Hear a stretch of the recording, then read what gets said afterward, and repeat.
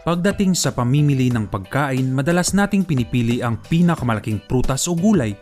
Ngunit, nakakita ka na ba ng pinakamalaking prutas o gulay na hindi pangkaraniwan sa kanilang sukat?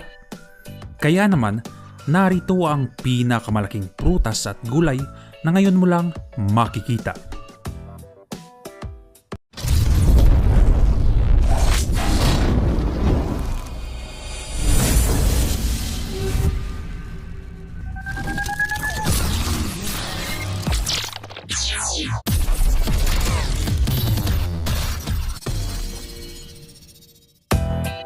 Onions.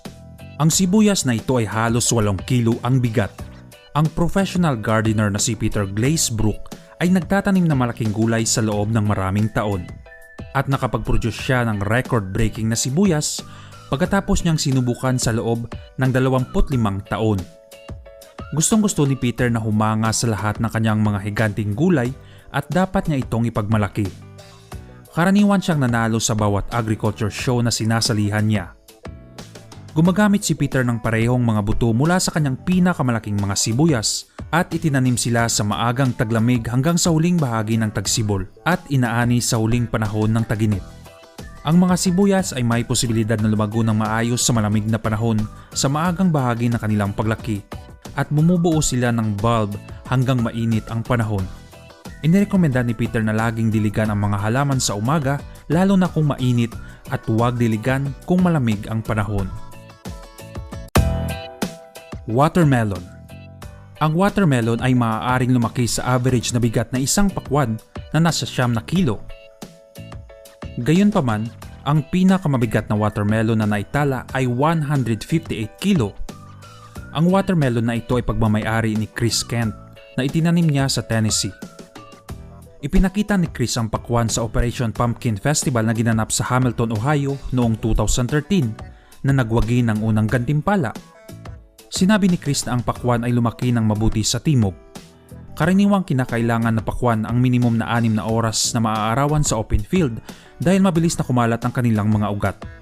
Nakakagulat dahil ang prutas ay hindi nangangailangan ng labis na tubig. Ang mga magsasaka ay karaniwang nagdidilig ng mga halaman tuwing 3 araw. Kung ang pinakamainam na kondisyon ay natutugunan, ang pinakamabigat na pakwan ay maaaring lumaki ng hanggang sa 31 kilo. Sweet potato. Sa kabila ng pangalan nito, ang kamote ay hindi talaga isang patatas at nauugna ito sa namumulaklak at gumagapang na halaman. Hindi tulad ng patatas, ang kamote ay lumaki sa mahabang mga shoot na kilala bilang slip at hindi mula sa mga ugat. Si Manuel Perez mula sa Espanya ay nakapag-produce ng pinakamabigat na kamote sa mundo na tumitimbang ng 36 kilo noong 2004. Ang mga kamote ay inakalang nagmula sa Central at South America. Ang pagtatanim at pag-aalaga ng gulay ay inakalang naganap noong 5,000 taon na ang nakalilipas sa Central America at ang mga natitirang kamote ng Peruvian ay itinakda noong 8,000 BC. Ang kamote ay lumaki sa mas mainit na klima, ngunit kamakailan, marami ang nagtatanim ng kamote sa mas malamig na kondisyon. Cabbage. Malamang na ito ang paboritong gulay ng lahat sa listahan. Ang repolyo na ito ay parang nagmula sa outer space dahil sa hindi ka panipaniwalang laki nito. May bigat ito na 60 kilo at ipinakita sa Alaska State Fair noong 2012. Ang malaking cabbage na ito ay tinanim ni Scott Rauth. Si Scott ay dating may hawak ng world record kagaya ng pinakamabigat na turnip sa buong mundo. Ang isang average na bigat ng repolyo ay halos 1 kilo. Kaya ang tanong ay kung paano niya ito nagawa. Sa gayon, ang pinakamahalagang bagay ay ang paggamit niya ng higanting binhi ng repolyo at pagkatapos ay itinanim niya ang mga ito sa lugar na makakakuha sila ng direktang araw. Ang mga cabbage ay angkop sa panahon ng tagsibol o taglagas. Lemons. Ang pinakamabigat na lemon na naitala ay tumimbang ng 5 kilo. Ito ay lumago sa Israel at itinanim ng magsasaka na si Aaron Shemuel noong 2003. Ang circumference ng lemon ay 74 by 35 cm na halos mas malaki kaysa sa ulo ng tao. Ang Israel ay matatagpuan sa pagitan ng 29 hanggang 33 degrees sa hilaga ng Ecuador na naglalarawan sa rehiyon bilang subtropical o katulad ng klima sa Mediterranean na may mainit at tuyong taginit at malamig na tagulad.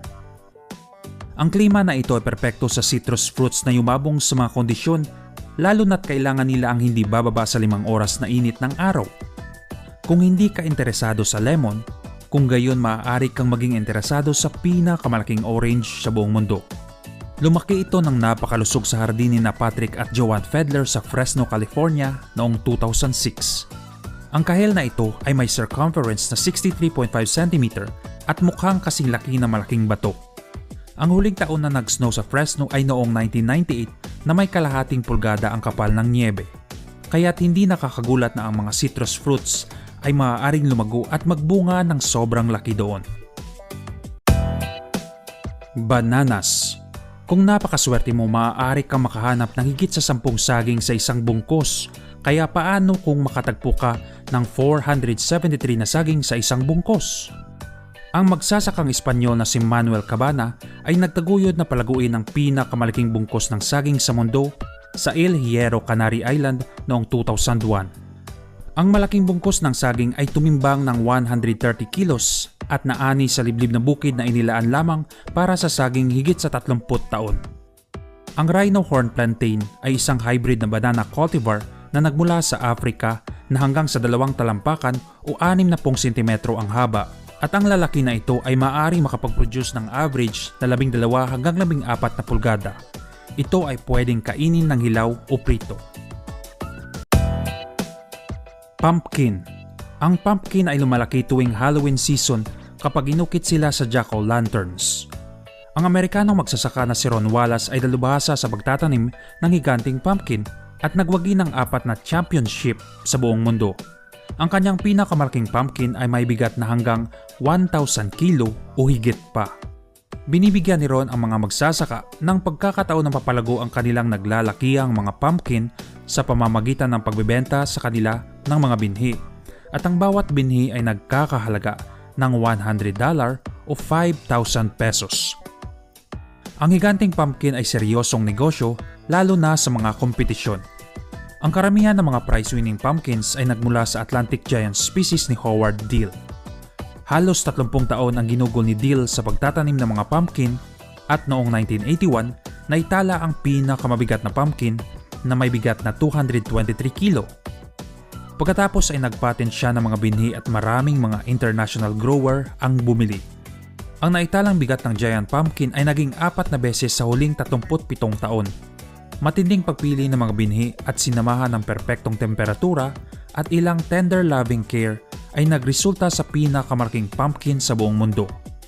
Ang perpektong hugis ng pumpkin ay may potensyal na lumago hanggang sa 9,000 kilo nang hindi nabasag o naghiwalay.